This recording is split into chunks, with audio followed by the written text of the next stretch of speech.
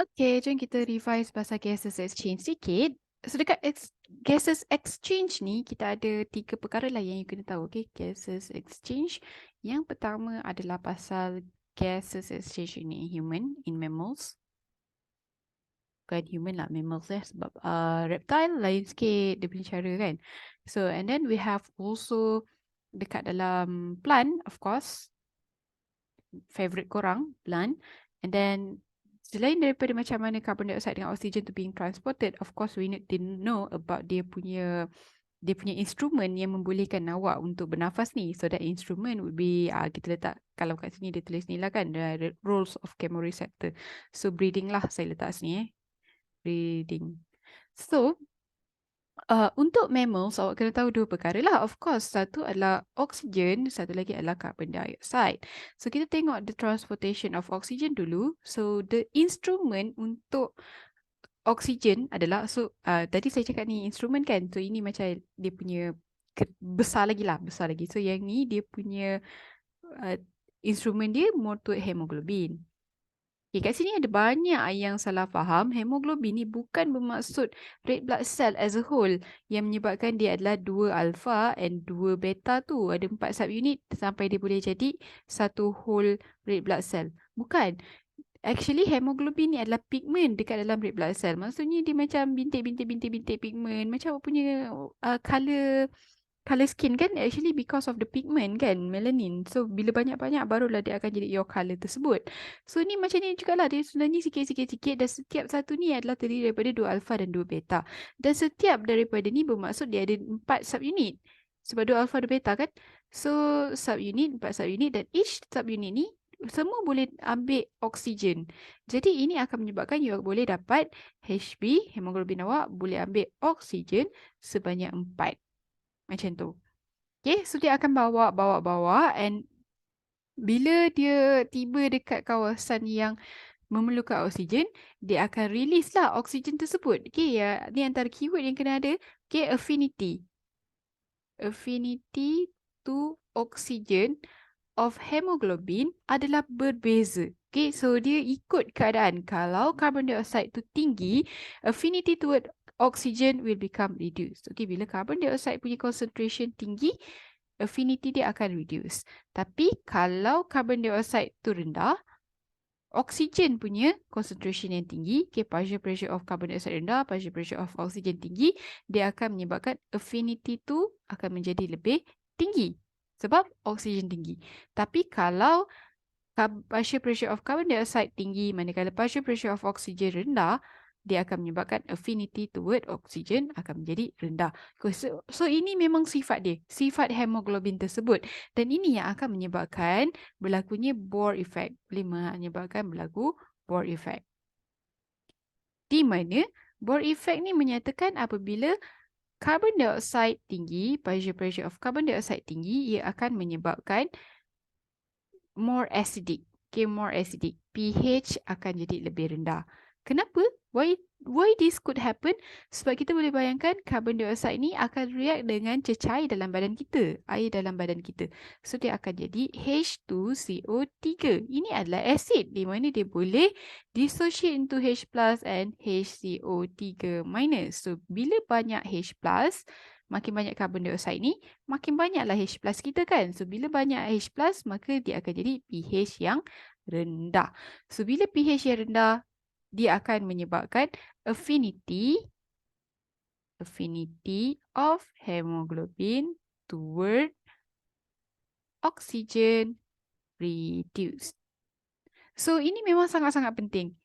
Perkataan affinity ni, sama ada affinity dia tinggi ataupun rendah, you need to be able to distinguish and you need to be able to know why.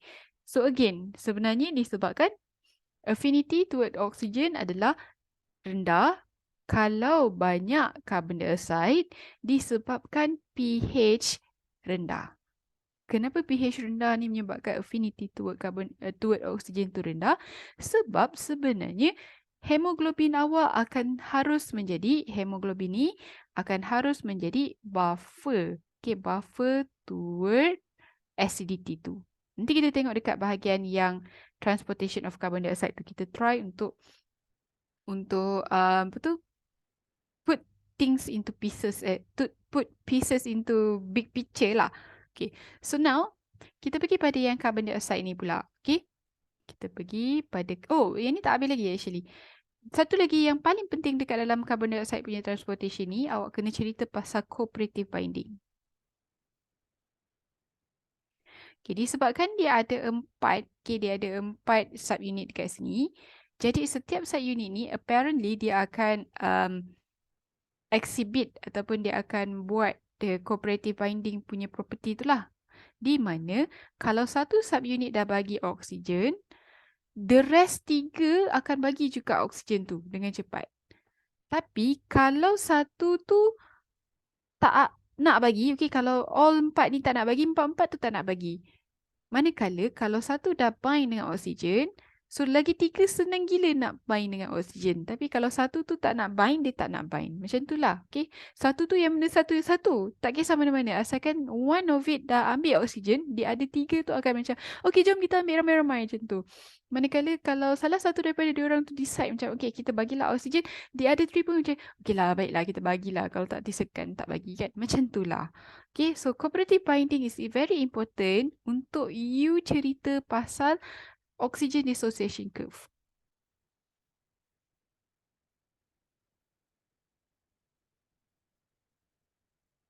Okay, kena kaitkan juga dengan ini, Bohr effect. Bohr effect ni ada kaitan juga dengan yang oxygen dissociation curve.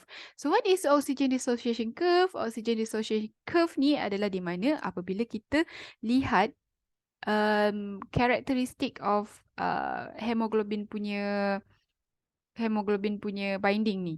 Okay, so didapati dekat sini hemoglobin punya saturation with oxygen. Yang ni jangan salah faham juga. Bukan satu ketul tau. Dia refer kepada maybe like 100 ketul ke macam tu of hemoglobin. Okay, that's how dia dapat this oxygen dissociation curve. Kalau satu ketul je, maksudnya patutnya ada 4 je lah kan. 25%, 25%, 25%. So, it's actually more than that lah. 100 ataupun 10, bukan satu saja.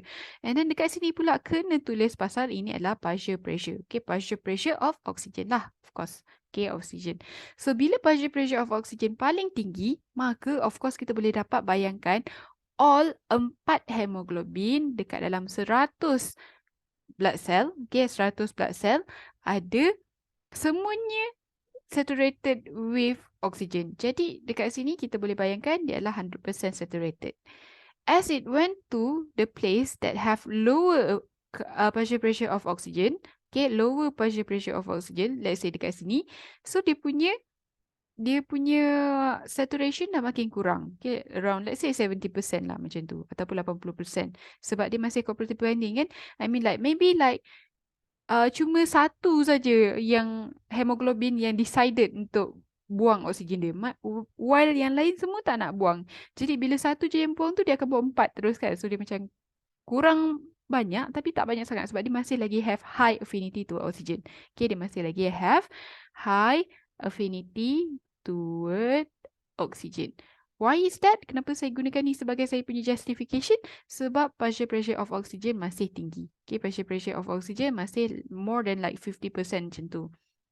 So, that is how you do it. Nanti dalam exam, ini yang awak kena cakap. Ini justification awak. Kalau dia tanya, kenapa masih ada oksigen lagi? Kenapa dia punya oksigen masih tinggi lagi? Sebab it have high affinity to oxygen. Gunakan perkataan tu. Gunakan perkataan orang bandar. Jangan guna perkataan orang kampung. Dia sebab dia memang banyak lah macam tu kan. Tak boleh tu perkataan orang kampung. Guna affinity tu baru nampak macam wah hebat ni korang kan. Memang korang hebat pun. Bebel. Teruskan Nadia. Okay, so as it went through more active tissue, kita boleh bayangkan, of course, partial pressure of oxygen dah makin kurang. Okay, so let's say lah, kita pergi dekat otot ke apa kan. Kat otot ni mesti awak buat banyak cellular respiration. So, banyak decarboxylation kan. Carbon dioxide yang akan jadi banyak. Oksigen pula banyak awak gunakan untuk tukarkan glukos tu menjadi more ATP kan. Betul tak? Sebab kalau tak ada oksigen nanti, awak kena buat fermentation pula. Betul tak? So, you have to use a lot of oxygen. So, oksigen punya partial pressure akan jadi lebih rendah. So, bila ini berlaku, affinity toward, bila ini berlaku, partial pressure of oxygen dah makin rendah, affinity toward oksigen akan jadi rendah. Okay, hemoglobin punya affinity toward oksigen akan jadi rendah. Kenapa? Sebab dia perlu releasekan the oxygen. Atau kalau saya boleh cakap kat awak, you kena bayangkan macam mana kan? So kita boleh bayangkan bila dekat sini, most of the hemoglobin, dia macam urgently, oh kita kena bagi oksigen ni, kita kena bagi oksigen ni. Okay, buat dalam 100 tu, urgently 80 orang kata, oh kita kena bagi ni, kita kena derma ni, macam tu. 80 biji kata, okay aku kena derma oksigen. Jadi, all the other 3 subunit akan bagi juga oksigen tu. So, drastically dia akan release oksigen. Okay, release oksigen. That's why kita akan nampak dia steep graph dia tu. Okay, sangat curam graph dia tu sebab dia bagi dengan sangat banyak. Ini yang dipanggil sebagai cooperative binding. So again, kenapa affinity toward oksigen ni boleh jadi low? Sebab kalau kita tengok secara logiknya, bila partial pressure of oksigen rendah dekat sini, okay, partial pressure of oksigen rendah kat sini, ini bermaksud partial pressure of carbon dioxide adalah tinggi. That's why dinamakan sebagai partial pressure. Dia macam half of this and half of that.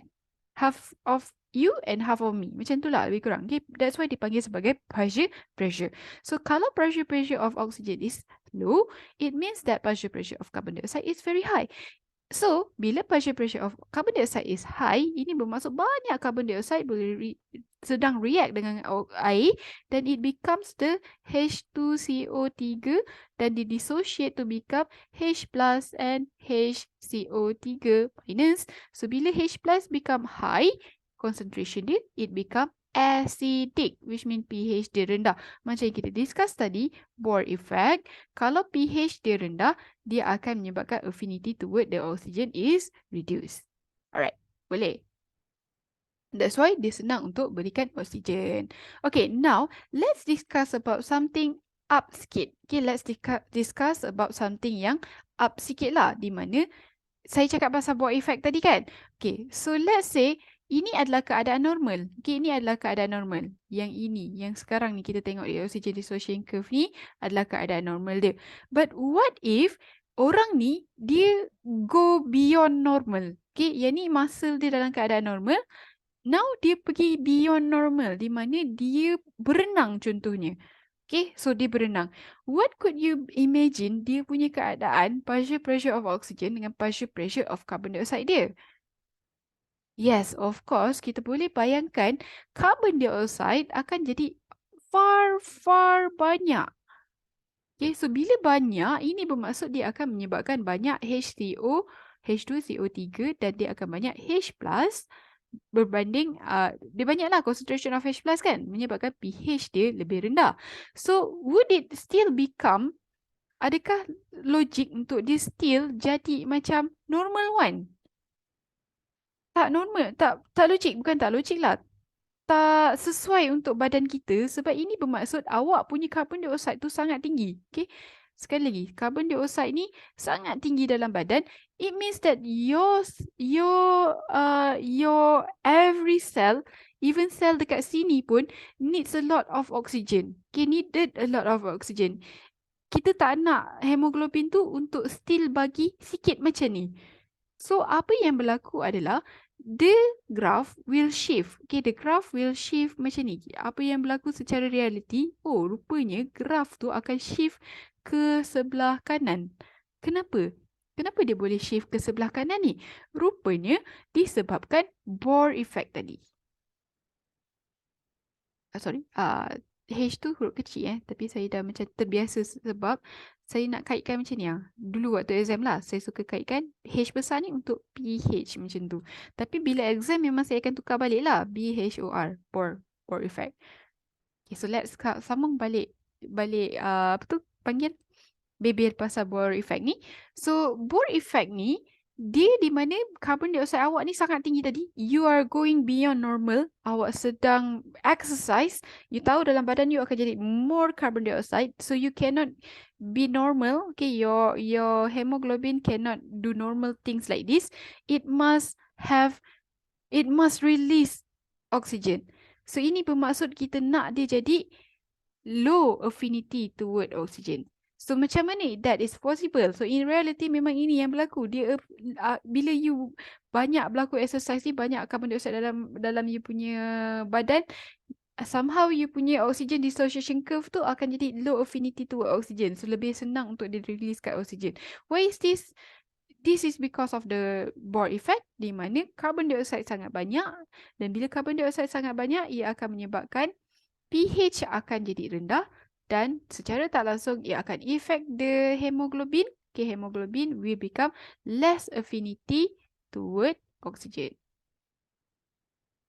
So apa yang berlaku adalah dekat kawasan yang sepatutnya sebelum ni awak normal, dalam keadaan normal awak ada 80%.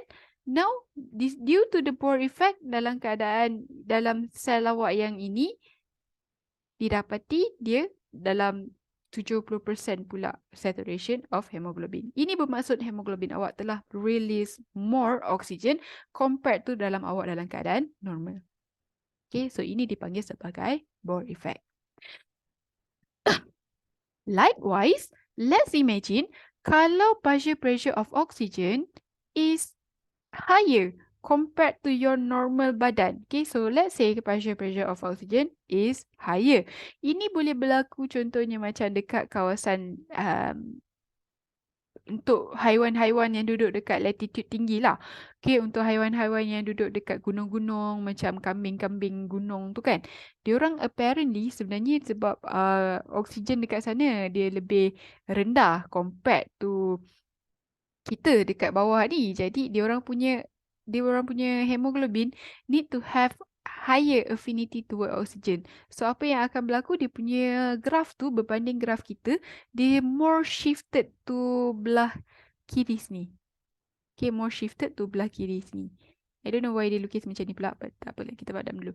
Okay, but anyway, itu bukan benda yang saya nak cerita ni. Yang saya nak cerita apa jadi kalau partial pressure of oxygen lebih tinggi.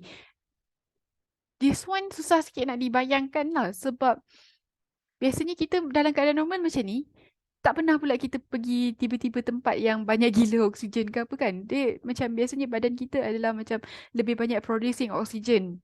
Lebih banyak producing carbon dioxide. Kita bukan plant yang menghasilkan oksigen dalam badan kita kan. But anyway, what happen if partial pressure of oxygen is higher?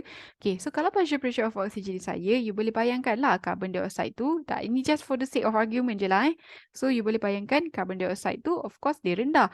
Jadi kurang carbon dioxide untuk react dengan air dan to become H2CO3 and dissociate to become H plus and CO3 minus. So for the sake of argument, ini akan menyebabkan H plus jadi lebih rendah. So H plus yang rendah ini akan menyebabkan pH lebih tinggi. So likewise, kalau pH dia rendah, hemoglobin punya affinity adalah reduce. Okay, affinity of hemoglobin, reduce affinity of hemoglobin to oxygen. Sebab saya takut awak cakap nanti awak ingatkan hemoglobin pula yang rendah kan. So I want to say that hemoglobin punya affinity to oxygen rendah. Okay. So to oxygen akan jadi rendah.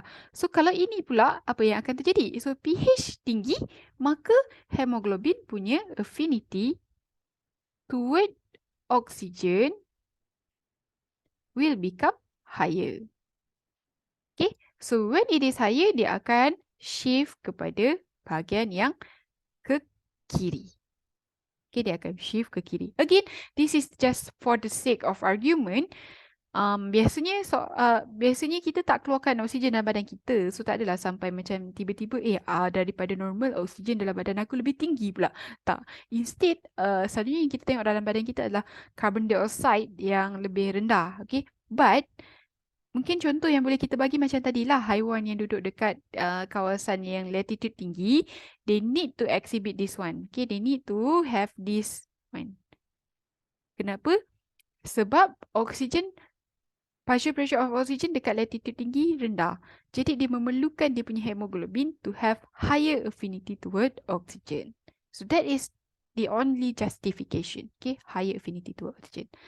Okay, so ini dulu pasal gases exchange dekat dalam oksigen. Kejap lagi oksigen. Thank you guys.